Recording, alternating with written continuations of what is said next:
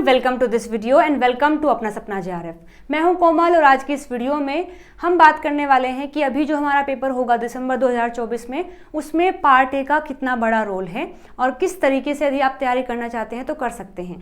साथ साथ इस वीडियो के एंड में मैं एक बहुत बड़ा सरप्राइज आपके लिए रिवील करने वाली हूं, तो मेक श्योर आप इस वीडियो को पूरा देखें और एंड में जो मैं आपको बताने वाली हूं उसके लिए भी जरूर से वेट करें। ठीक है, चलिए तो वीडियो को शुरू करते हैं और जानते हैं पार्ट ए का क्या रोल है और किस तरीके से हम तैयारी कर सकते हैं।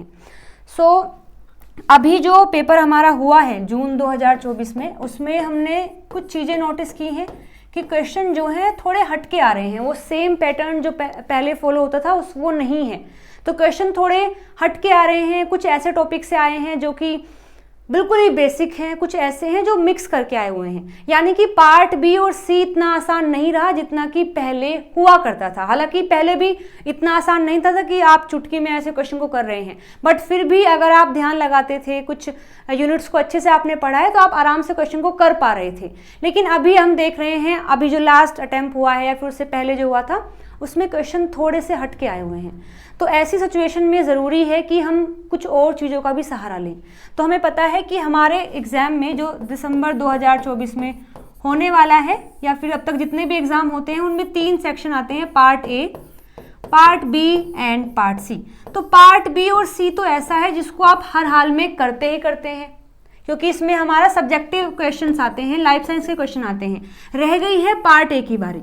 तो पार्ट ए का कितना बड़ा रोल है, आप इस चीज़ को समझिएगा। पार्ट ए में टोटल आते हैं 20 क्वेश्चन और उन 20 में से हमें कोई 15 करने होते हैं और 15 में से एक क्वेश्चन जो है 2 मार्क्स का होता है। यानी पार्ट ए टोटल हमें 30 मार्क्स दे सकता है। लेकिन यदि आप कोई क्वेश्चन को गलत करते हैं तो वहां पर -0.5 आपका नेगेटिव भी जाता है, यानी पार्ट ए में भी नेगेटिव मार्किंग है। तो हालांकि अगर पार्ट बी की बात करें तो पार्ट बी आपको 70 मार्क्स देता है, पार्ट सी की बात करें तो आपको 100 मार्क्स देता है, पार्ट ए की बात करें तो ये आपको 30 मार्क्स दे रहा है। लेकिन अगर मार्क्स के बिहाफ पर देखा जाए तो पार्ट ए का कुछ खास रोल है तो नहीं, केवल 30 ही तो नंबर हैं, उससे ज़्यादा तो हमें पार्ट बी में मिल रहे हैं और सी में मिल रहे हैं। तो पार्ट ए को अगर आप मार्क्स के बिहाफ पर देखते हैं तो कुछ खास रोल है नहीं, लेकिन इन जो ये 30 नंबर हैं उनकी वैल्यू बहुत ज़्यादा है।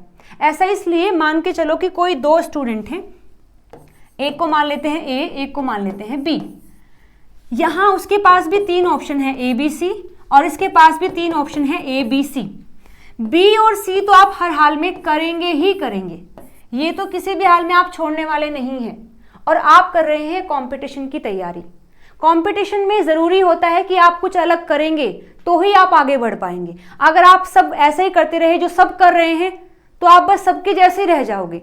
कुछ अलग करना है, कुछ अच्छे मार्क्स लेके आने हैं तो आपको अलग करना पड़ेगा।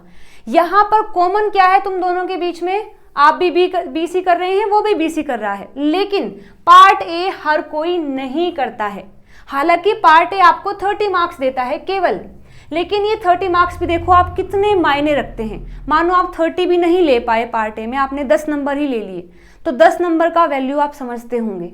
अगर आप इस पेपर की तैयारी कर रहे हैं तो आप समझते होंगे 10 नंबर की कितनी वैल्यू है। तो बी सी यहाँ पर भी है, यहाँ भी है, लेकिन पार्ट ए मानो यहाँ है, यहाँ नहीं है, और आपने अगर 10 नंबर भी अचीव कर लिए पार्ट ए में तो आप टॉप रैंक पर आ जाएंगे as compared to the A person. इसलिए पार्ट ए केवल देता तो आपको 30 नंबर है, लेकिन इन 30 नंबर की वैल्यू इतनी ज़्यादा है कि आप अगर पार्ट ए को चूज करते हैं, करना पसंद करते हैं, पढ़ेंगे, क्वेश्चन करेंगे, तो आप पहले ही उन लोगों से अलग हो जाओगे। ठीक है, तो इसलिए पार्ट ए का बहुत बड़ा रोल है और मैं ये चाहती हूँ आप बिल्कुल भी इस पार्ट को स्किप ना करें। हो सकता है पार्ट बी सी में थोड़े से हटके क्वेश्चन आ रहे हैं, वहां आप नहीं अच्छा परफॉर्म कर पाई, और मानो आपने पार्ट ए भी नहीं किया तो आपके पास कोई ऑप्शन नहीं है। लेकिन अगर पार्ट बी और सी थोड़ा हटके आया है तो सबके लिए हटके आया है, लेकिन आपने साथ में पार्ट ए भी कर लिया है, तो आप खुद पे खुद अलग हो जाएंगे उस चीज के लिए। ठीक है, तो इसलिए पार्ट ए जरूरी है और आप इसको करेंगे तो काफी अच्छा बेनिफिट आपको देखने को मिलेगा। अब बारी आती है, ठीक है हम कन्विंस हो गए हैं पार्ट ए हमें करना है, लेकिन तैयारी कैसे करें पार्ट ए की। तो सबसे पहले पार्ट ए के लिए आप अगर दिन में 1 घंटा भी देते हैं तो मोर देन इनफ है, मोर देन इनफ है। लेकिन ये कब इनफ है, यदि आप अपना पार्ट ए का प्रिपरेशन अभी आज से ही स्टार्ट करते हैं। तो अगर आप पार्ट ए की तैयारी आज से ही स्टार्ट कर रहे हैं और रोज अगर आप 1 घंटा दे रहे हैं पार्ट ए के लिए, तो ये मोर देन इनफ है। लास्ट तक अपने एग्जाम के टाइम तक आप पार्ट ए को बहुत अच्छे से कर चुके होंगे, बहुत अच्छी कमांड आप उस पर हासिल कर चुके होंगे और बहुत सारे क्वेश्चन आप कर भी पाएंगे अपने एग्जाम के अंदर। ठीक है, तो सबसे पहले तो स्टार्ट फ्रॉम नाउ, सबसे पहला पॉइंट तो यही है, अगर आपने सोच लिया है, मैं आपको कन्विंस कर पाई हूं अगर पार्ट ए करने के लिए, तो आज से ही आपको अपनी तैयारी स्टार्ट कर देनी है। दूसरी बात, क्योंकि हम बायोलॉजी के स्टूडेंट हैं, लाइफ साइंस के स्टूडेंट हैं, तो मैथ से हमें थोड़ा फोबिया होता है, हमें डर लगता है मैथ से। हालांकि मैथ इतना डरावना है नहीं, लेकिन फिर भी हमें मैथ से डर लगता है। और सबसे बड़ा मिथ ये है कि पार्ट ए मैथमेटिकल है, बिल्कुल भी नहीं है ऐसा। अगर आप सिलेबस उठा के देखेंगे, क्वेश्चन देखेंगे, तो सारा पार्ट ए में मैथ नहीं है। कई सारे टॉपिक ऐसे हैं जो नॉन मैथ से हैं और वहां से क्वेश्चन भी आते हैं। तो अगर आपको मैथ का फोबिया है तो आप पार्ट ए की तैयारी ऐसे टॉपिक से स्टार्ट करेंगे जिसमें मैथ का कोई भी हिस्सा नहीं है। जैसे कि आप स्टार्ट कर सकते हैं जो वेन डायग्राम है, उसमें मैथ का कोई बड़ा रोल नहीं है, तो आप वेन डायग्राम से स्टार्ट कर सकते हैं। सीरीज फॉर्मेशन है, डेटा इंटरप्रिटेशन है, लॉजिकल क्वेश्चन से आप यहाँ से स्टार्ट कर सकते हैं। इसके बाद टाइम, स्पीड, डिस्टेंस के क्वेश्चन आते हैं, टोटली फॉर्मूला बेस्ड क्वेश्चन होते हैं। टाइम और वर्क पे जो क्वेश्चन आते हैं टोटली फॉर्मूला बेस्ड क्वेश्चन है, तो आप यहाँ से स्टार्ट कर सकते हैं। और आपने अगर इनको अच्छे से कर लिया है, उसके बाद जाकर के आप नंबर सिस्टम है और जो ज्योमेट्री है जिसमें हम सर्कल, स्क्वायर के बारे में पढ़ते हैं, उसमें थोड़ा सा मैथमेटिकल पार्ट आ जाता है, वो आप कर सकते हैं यदि आप इतना सब कुछ कर लेते हैं तो इसलिए स्टार्ट कीजिए अपने उस पार्ट से जो आपको डराता नहीं है। नॉन मैथ जो पार्ट है आप वहां से स्टार्ट करेंगे। ठीक है, और थर्ड बात आती है, बहुत सारे क्वेश्चन आपको प्रैक्टिस करने हैं। सबसे पहले तो आप पीवाईक्यूज को ही प्रैक्टिस करेंगे जो हर बार क्वेश्चन में पेपर में आ रहे हैं, साथ साथ अलग क्वेश्चन भी आप प्रैक्टिस करेंगे ताकि एक आइडिया आपको इस टॉपिक का हो जाए कि क्वेश्चन यहाँ से इस तरीके से भी आ सकते हैं।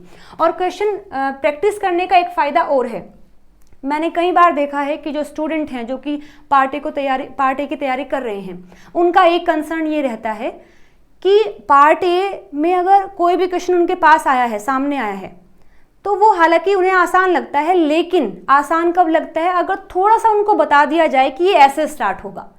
उनका यही कंसर्न रहता है कि थोड़ा सा अगर हमें बता दिया जाए क्वेश्चन इस तरीके से होगा तो हम पूरा क्वेश्चन सोल्व कर लेते हैं। अब यहाँ तो ठीक है, अगर मैं पढ़ा रही हूँ तो मैं बता दूंगी, लेकिन एग्जाम में तो ऐसा नहीं होगा।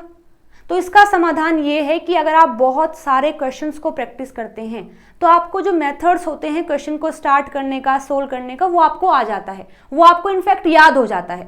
और जैसे ही आपको एक बार मेथड याद हुआ, फिर वहां से कैसा भी क्वेश्चन आ जाए आप स्टार्ट भी करेंगे, क्वेश्चन को पूरा भी करेंगे और सही आंसर पर भी आएंगे और बहुत कम समय में आप कर पाएंगे। इसीलिए क्वेश्चन प्रैक्टिस जरूरी है, क्योंकि एक तो ये आपका समय जो क्वेश्चन का सोल्व करने का टाइम है उसको डिक्रीज करता हुआ चला जाएगा, साथ साथ आपको मेथड्स याद हो जाएंगे किसी भी क्वेश्चन को सोल्व करने के, और साथ में जितने भी क्वेश्चन आते हैं उनका पैटर्न आपको पता लग जाएगा। तो इस तरीके से बहुत सारे क्वेश्चन आपको प्रैक्टिस करने हैं, और प्रैक्टिस करने का सबसे मेन टारगेट ये है कि आपको ये याद समझ आ जाए कि किसी भी क्वेश्चन को कैसे स्टार्ट करना है यदि उसको हम सोल्व करना चाहते हैं। ठीक है, तो ये 3 मेजर स्टेप्स हैं। यदि आप पार्ट ए करना चाहते हैं तो ये आपको बातें याद रखनी है कि आप अभी से ही अपनी तैयारी स्टार्ट करेंगे। ऐसा नहीं कि एग्जाम अगर दिसंबर में है तो अक्टूबर में स्टार्ट कर देंगे, ठीक है 2-2.5 महीने में हम कर लेंगे, ऐसा नहीं होगा, क्योंकि उस टाइम पर आप ऑलरेडी काफ़ी पैनिक होते हैं। आपका पार्ट बी और सी का है तो सिलेबस पूरा नहीं हुआ है, हो गया है तो रिविजन नहीं हुआ है, रिविजन हो गया तो प्रैक्टिस नहीं हुआ है, तो उस टाइम पर पार्ट ए को स्टार्ट करना एक हेक्टिक प्रोसेस हो जाएगी। लेकिन अगर आप अभी से स्टार्ट कर देंगे तो इतना हेक्टिक नहीं होगा। आपने अभी से स्टार्ट कर दिया तो आपको थोड़ी हैबिट हो जाएगी लास्ट तक रोज 1 घंटा पार्ट ए को देने के लिए। लेकिन उस टाइम पर आप पार्ट ए को स्टार्ट नहीं कर पाओगे, बट कंटिन्यू कर पाओगे। इसके लिए जरूरी है आप अभी से स्टार्ट करें। तो अभी से स्टार्ट करना है, रोज आपको 1 घंटा देना है। स्टार्ट करना है ऐसे टॉपिक से जो कि नॉन मैथमेटिकल्स हों, जैसे कि यहाँ मैंने आपको एग्जाम्पल दिया है, और साथ में आपको क्वेश्चन भी प्रैक्टिस करने हैं लगातार पार्ट ए के लिए। तो ये स्टेप्स आपके लिए जरूरी हैं जो आपको फॉलो करने हैं। अब मेरी तरफ से आपके लिए सरप्राइज क्या है, अगर आप चाहते हैं कि जो भी स्टेप्स मैंने बताए हैं वो मैं आपकी हेल्प करूं, तो ये आपका सरप्राइज है, ये अप टू यू है। आपको कमेंट करके बताना है कि कितने आप लोग चाहते हैं कि मैं पार्ट ए का एक कोर्स लॉन्च करूं जिसमें मैं रोज आपको 1 घंटा पढ़ाऊं, जो हमारा पहला पॉइंट था। मैं इस कोर्स में क्या करूंगी, यदि आप मेजोरिटी में हाँ करते हैं इस चीज़ के लिए, तो मैं कोर्स लॉन्च करूंगी। उसमें हम रोज 1 घंटा पढ़ेंगे। अभी जल्दी ही स्टार्ट करेंगे, इसी मंथ से स्टार्ट कर देंगे, तो स्टार्ट फ्रॉम नाउ भी हो जाएगा। रोज हम 1 घंटा पढ़ेंगे और लाइव पढ़ेंगे। साथ साथ हम वो अपना सब्जेक्ट स्टार्ट करेंगे, वो सिलेबस स्टार्ट करेंगे जो नॉन मैथमेटिकल है, जैसे कि वेन डायग्राम है, ये सब जो मैंने बताया है। साथ में मैं आपको क्वेश्चन प्रैक्टिस करवाऊंगी, PYQs भी करवाऊंगी और अलग क्वेश्चन भी आपको दूंगी ताकि और ज़्यादा प्रैक्टिस हो सके। तो अगर आप चाहते हैं कि इस पूरी जर्नी में, पार्ट 1 की पूरी जर्नी में मैं आपकी हेल्प करूं, तो आप मुझे कमेंट करके ज़रूर बताना।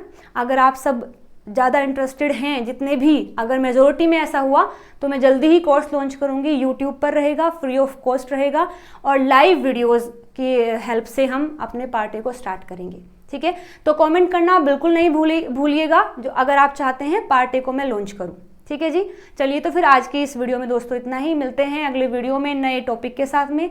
Till then bye bye, take care.